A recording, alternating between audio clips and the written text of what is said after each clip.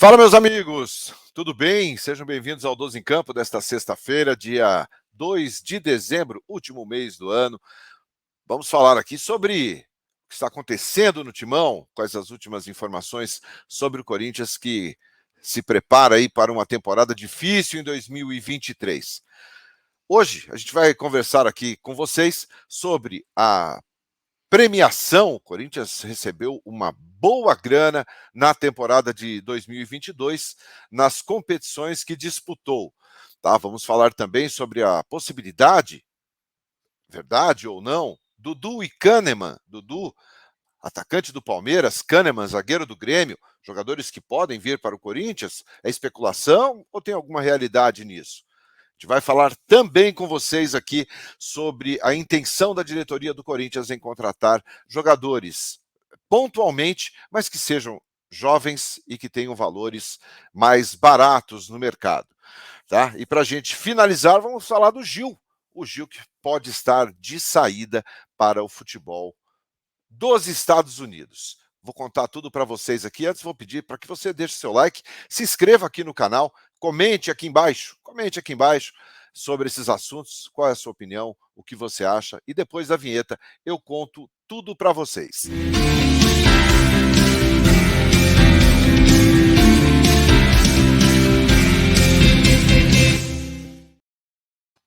12 em Campo News no ar, desta sexta-feira, dia 2 de dezembro. Vamos começar falando aqui sobre um assunto que repercutiu muito ontem, que foi sobre dois jogadores. A Rádio Bandeirantes trouxe a informação de que o zagueiro Kahneman zagueiro Kahneman do Grêmio estaria negociando com o Corinthians. O Kahneman tem 31 anos de idade, é um jogador muito experiente, né, argentino, muito experiente, que está no Grêmio já há algumas temporadas, ganhou vários títulos com a camisa do Grêmio, mas que não fez uma temporada 2022 muito boa, né, muitas lesões, contusões, acabou ficando fora da boa parte dos jogos do Grêmio nesta temporada, né? Temporada 2022 aí que se encerrou agora no dia 13 de novembro. O Corinthians, claro, está de olho. O Corinthians está de olho em qualquer jogador no mercado que seja que tenha um bom nível técnico, né? E o Kahneman pode estar negociando com o Corinthians para a próxima temporada. Né, formaria ali uma dupla com o Balbuena ou com o Robert Renan, né, e por que não cito o Gil? Daqui a pouquinho eu vou falar sobre o Gil.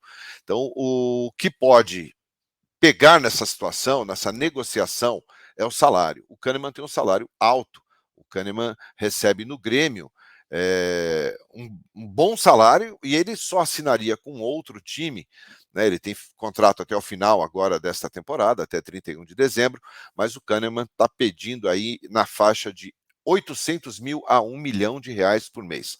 Acho o salário muito alto, né? Não dá para quem quer fazer um futebol mais barato, salários de 1 milhão de reais é um salário meio fora dessa média.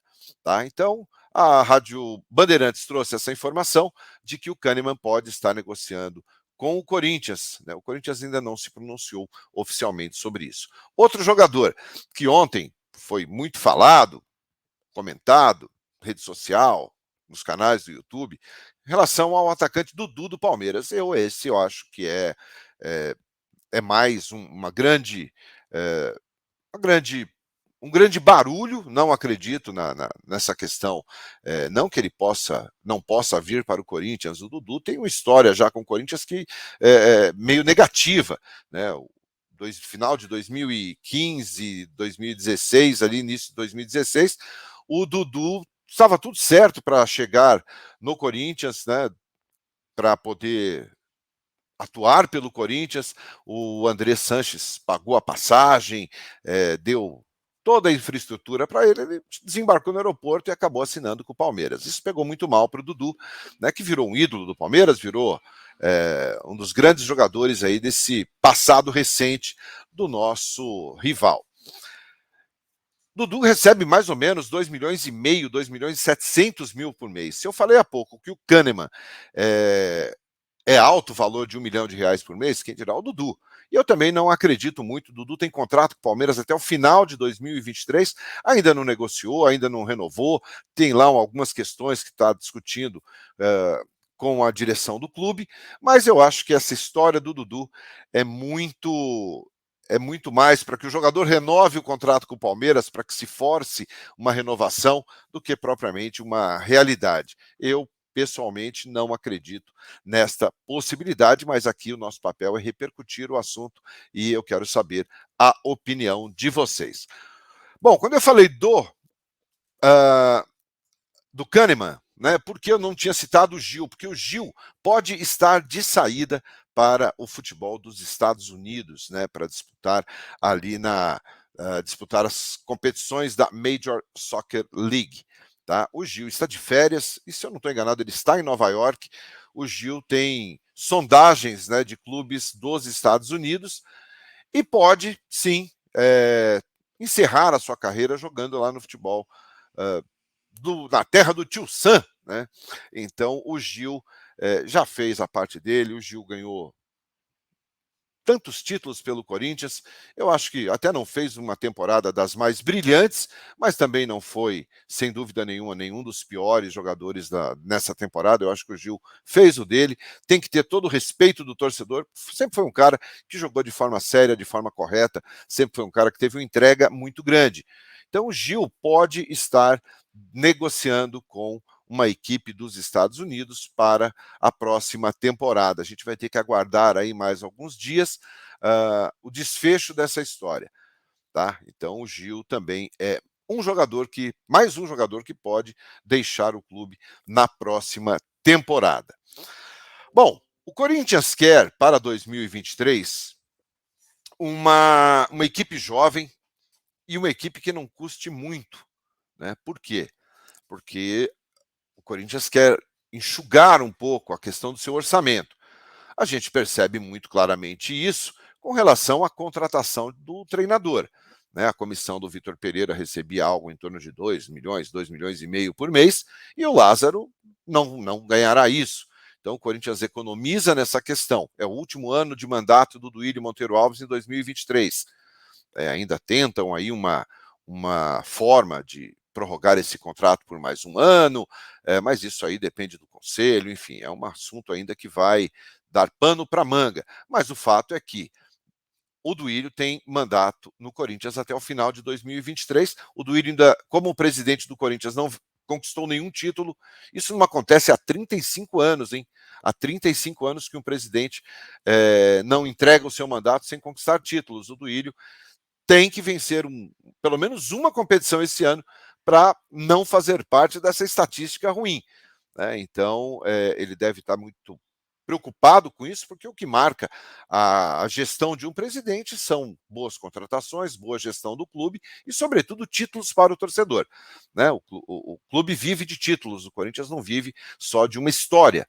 A história do Corinthians, isso ninguém apaga, mas o título é muito importante para que o torcedor também fique feliz, para que o clube ganhe mais dinheiro, para que o clube consiga também ter outros objetivos. Né? Bom, então, em cima de jogadores que o Corinthians procura, em cima de jogadores que o Corinthians quer para a próxima temporada, são jogadores com um perfil mais jovem, são 4 competições em 2023, não podemos esquecer disso. 4 competições, né? Paulista, Copa do Brasil, Libertadores, Brasileiro.